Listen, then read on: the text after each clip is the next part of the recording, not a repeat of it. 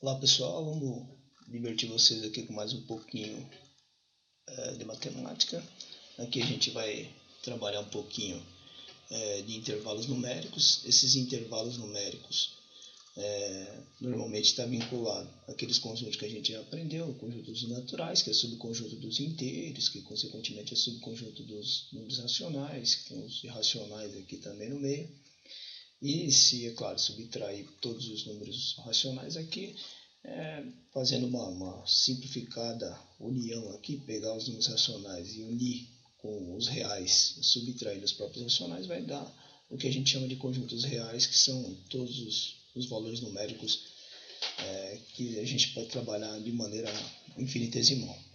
Bom, os intervalos numéricos normalmente eles são destacados por algumas coisas que são importantes aqui para a gente. Primeiro, a simbologia de fechado e aberto. Por exemplo, esse símbolo aqui, ou a leão de novo, me perdoa, né? Esse símbolozinho aqui para representar esse conjunto A nessa reta numérica aqui, que tem uma infinidade de números. Eu estou pegando dois números quaisquer aqui, o número A e o número B, de forma que a bolinha fechada representa um intervalo fechado, ou seja, isso significa uma inclusão. Eu estou pegando o A, mas incluso o próprio A. A partir dele, incluso ele. Do A para frente, com o A.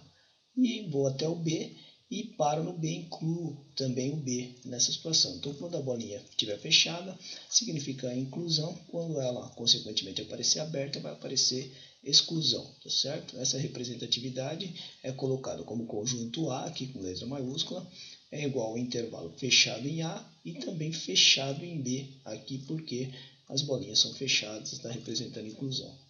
De forma geral, a gente vai ver isso aqui assim, ó, intervalo aberto de A para B. Então, aqui, ó, intervalo aberto de A para B. Como é que eu faço a leitura disso aqui? Então, eu posso fazer essa leitura por intermédio desses colchetezinhos, que é fácil fazer também, porém, que está aqui, porém eu gosto muito dessa representatividade também, ó, x pertence aos reais, tal que o x seja um número maior que A e menor que B, ou A é menor que x. Esses valores de x que eu estou pegando aqui, eles são maiores que o número A e eles são menores que o número B. Lembra que eu dei uma notificação de sinais para vocês de quando é maior e quando é menor. Se eu fizer a leitura do x da direita para a esquerda, eu vou ter que x é maior que A e, consequentemente, o x é um número menor que B, ou seja, os números que estão aqui, eu estou pegando um número maior que A e menor que B. Nesse caso aqui eu estou usando o sinal de menor e de maior. Por quê? Porque eu não estou incluindo o número A e o número B. Quando eu incluir, a bolinha vai ficar fechada, consequentemente vai ficar x pertence aos reais, tal que, aquela simbologia que eu dei lá atrás para vocês, x maior ou igual a A e menor ou igual a B. Ou representatividade por intervalo, intervalo fechado em A, intervalo fechado em B, certo? Aqui os intervalos são abertos porque a bolinha é exclusão, certo? Você pode ter um semi-intervalo, por exemplo, de um lado ele é incluso, do outro lado excluso, isso não tem problema nenhum. Por exemplo, eu tenho um fechado em A, incluo A, porém eu não quero incluir o B. Então eu vou fazer uma leitura de x pertencente aos reais, tal que o A seja menor ou igual a x, ou seja, o x é um cara que ele é maior ou igual a A, porém ele é menor que B, que está aqui dentro desse intervalo aqui, certo?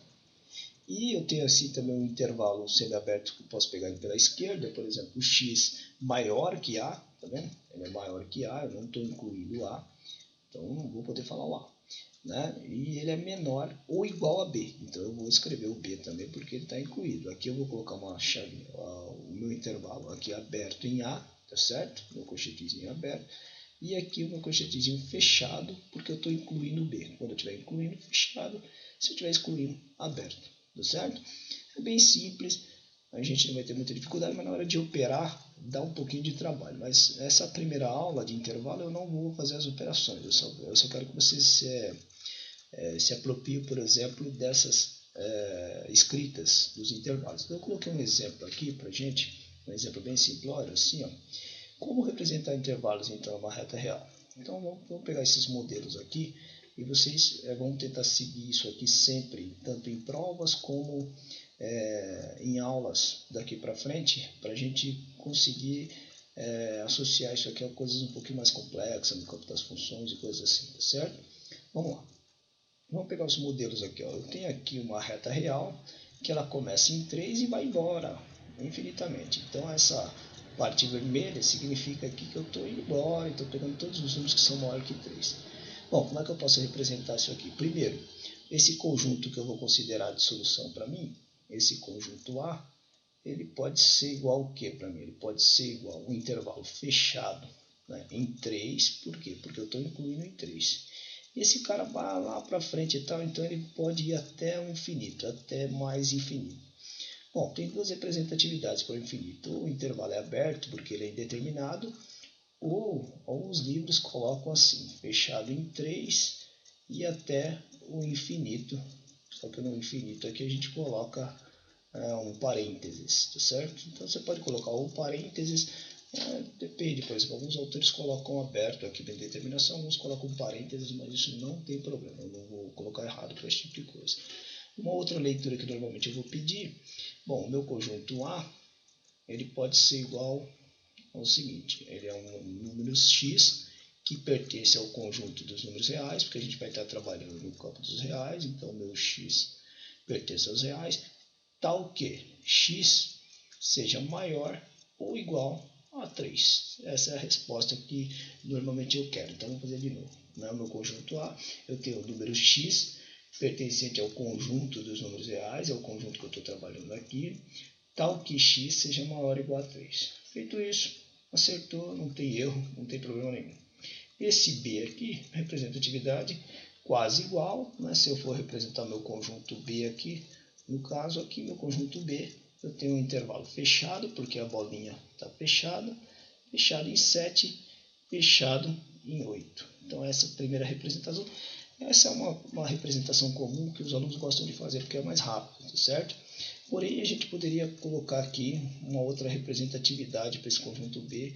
Como é que eu posso fazer? Bom, eu sei o seguinte, que eu tenho os números x que estão aqui no meio, certo? Tem os números x aqui no meio. Esses números x, eu sei que ele é o quê? Ele é maior ou igual a 7. Então eu coloco para cá, maior ou igual a 7, beleza? E esse x, esses caras que estão aqui no meio, eles são menores ou igual a 8. Então eu coloco menor ou igual a 8. Então essa é uma outra maneira da gente escrever isso aqui, tá certo? X maior ou igual a 7 e x menor ou igual a 8. Essa segunda modelo é que eu gosto mais. A gente tem menos problema para fazer isso, para interpretar outras coisas que eu vou passar posteriormente. Mas basicamente é isso, você não vai ter muita dificuldade. Obrigado, tudo de bom.